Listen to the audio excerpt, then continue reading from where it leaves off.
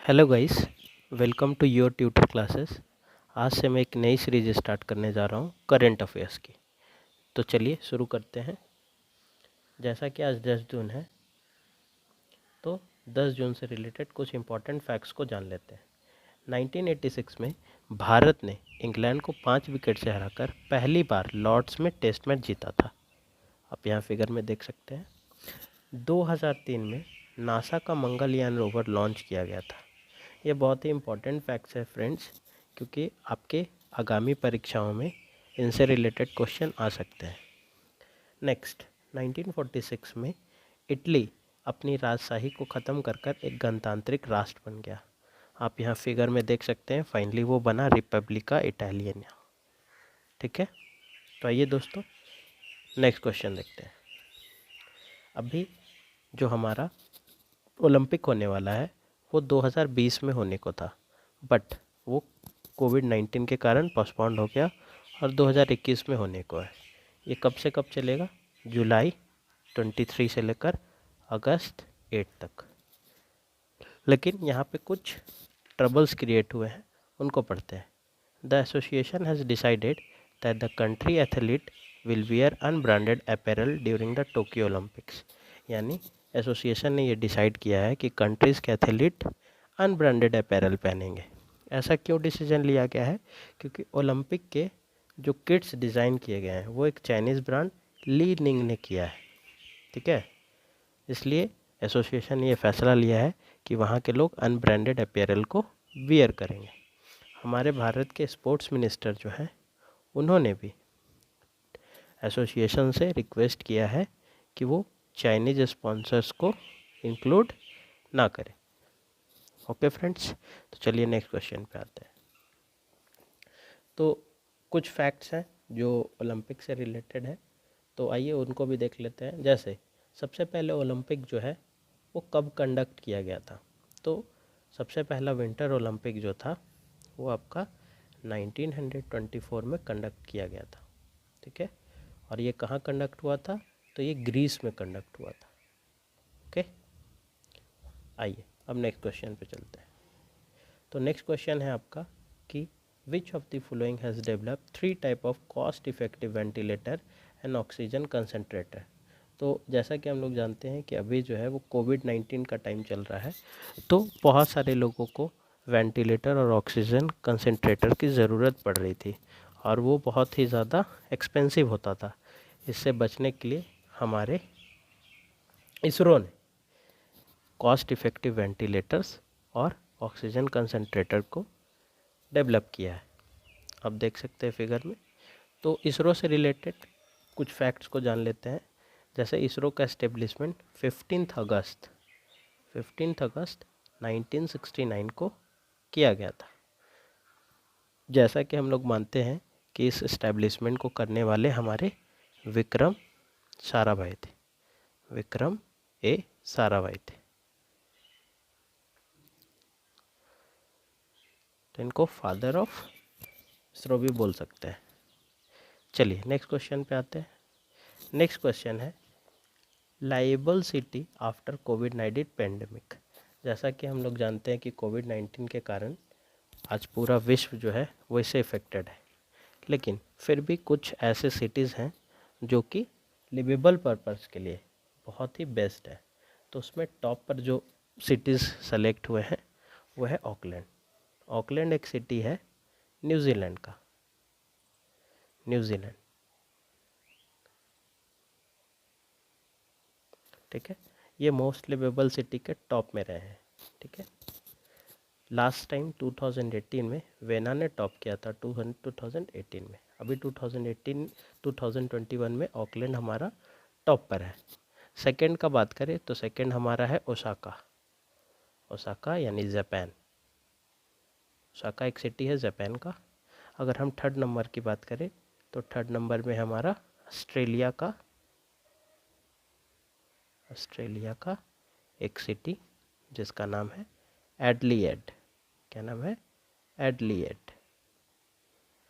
इसमें सबसे least number पे डेमास्कस है। आप फिगर में देख सकते हैं डेमास्कस एक सीरिया का सिटीज़ है। इसका रैंकिंग अगर देख ले तो इसका रैंकिंग है 140। 40। अब आते हैं कि ये लाइबिलिटी इंडेक्स जो जारी किया जाता है वो किस बेसिस पे किया जाता है। तो इसके लिए जो जो फैक्टर्स है, जो इंडिकेटर्स हैं, वो है health care, education, culture, environment and infrastructure. इसके बेसिस पर हम किसी भी सिटीज़ का लाइबिलिटी स्टैंडर्ड को मेज़र करते हैं। चलिए दोस्तों नेक्स्ट क्वेश्चन पे आते हैं। नीति आयोग, नीति आयोग ने पेरिमल फाउंडेशन के साथ मिलकर एक लॉन्च किया है प्रोग्राम जिसका नाम है सुरक्षित हम सुरक्षित तुम अभियान।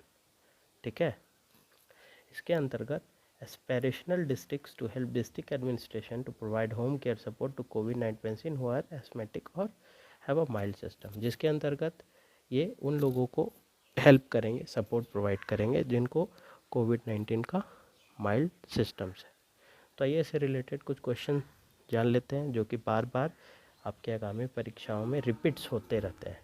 तो सबसे पहला है कि who is the CEO of NITI Aayog. तो अभी प्रेजेंट में जो सीईओ हैं वो है हमारे Amitabh Kant. Second, where is the head quarter of NITI Aayog. तो हमारे नीति आयोग का हेड क्वार्टर न्यू दिल्ली में है। अब जिसके साथ इन्होंने टाइप किया है वो है पेरिमल फाउंडेशन।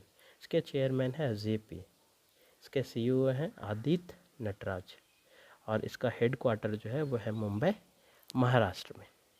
कि इसके जो हेड होते हैं वो हमारे देश के पीएम होते हैं, यानी कि हमारे देश के प्राइम मिनिस्टर नरेंद्र मोदी जी। तो चलिए नेक्स्ट क्वेश्चन पे आते हैं।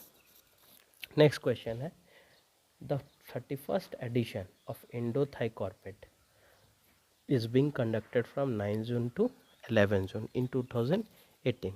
ये एक जॉइंट कोऑर्डिनेशन है इंडिया और थाईलैंड के बीच। ये एक नेवी कोऑर्डिनेशन है। ओके, चलिए नेक्स्ट क्वेश्चन पे आते हैं।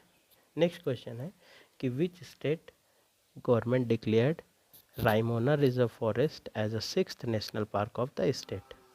किस स्टेट ने रायमोना नेशनल पार्क को तो रायमोना रिजर्व फॉरेस्ट को 6th नेशनल पार्क घोषित किया है। तो वो स्टेट है हमारा असम।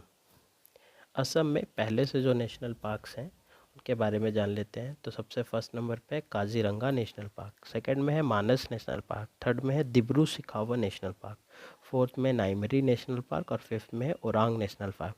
सो फाइनली अभी इसमें 6th इंक्लूड हो गया है, यानी कि आपका रायमोना नेशनल पार्क ये 6th में इंक्लूड हो गया है। तो आइए असम से रिलेटेड कुछ और फैक्ट्स जान लेते हैं।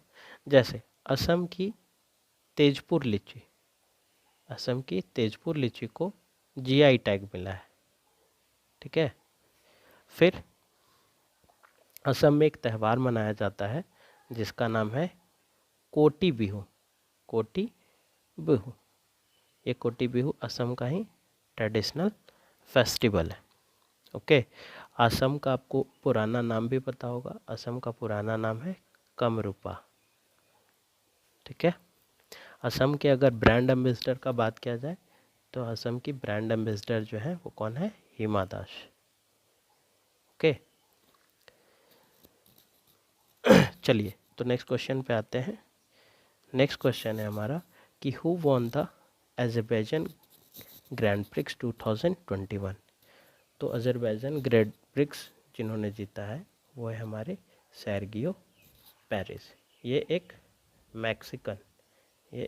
मैक्सिकन ड्राइवर है। इन्होंने ही अजरबैजान ग्रैंड प्रिक्स 2021 को जीता है। चलिए दोस्तों नेक्स्ट क्वेश्चन पे चलते हैं। नेक्स्ट क्वेश्चन है कि who has been reappointed as the MD and CEO of Bandhan bank. यानी कि इनको फिर से एक्सटेंड किया गया है इनका सेशन, और ये हमारे कौन है, एमडी और सीईओ चंद्रशेखर घोष। तो नेक्स्ट क्वेश्चन पे चलते हैं। नेक्स्ट क्वेश्चन है हमारा कि who is elected as the election commissioner of India. तो इंडिया के अभी चीफ इलेक्शन कमिश्नर जो है वो कौन है, सुशील चंद्रा। आप यहाँ फिगर में देख सकते हैं, he is the chief election commissioner of India. Next election commissioner of India, तो इंडिया के इलेक्शन कमिश्नर जो है वो है राजीव कुमार। यहाँ आप फिगर में देख सकते हैं उनको। तो आइए इससे रिलेटेड कुछ क्वेश्चंस को जान लेते हैं कि जैसे which article of Indian constitutions says that it will be an election commission in India. Election commission होगा ये किस आर्टिकल्स में डील है, तो ये आर्टिकल्स 324 में डील है। और पूरा इलेक्शन कमीशन जो है वो 324 आर्टिकल से लेकर 329 आर्टिकल्स तक डील किया गया है। ओके, चलिए नेक्स्ट क्वेश्चन पे आते हैं। तो इस सेशन का लास्ट क्वेश्चन है कि हाल ही में किस देश ने स्काईज हथियार नियंत्रण समझौता से बाहर हो गया, तो वो हमारा देश है रसिया, जिसने अपने आप को हथियार नियंत्रण समझौते से बाहर कर लिया है।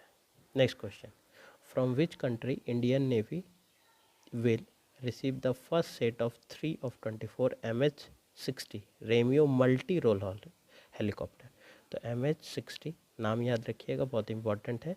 तो ये MH-60 जो है वो भारत को यूनाइटेड स्टेट से मिल रहा है।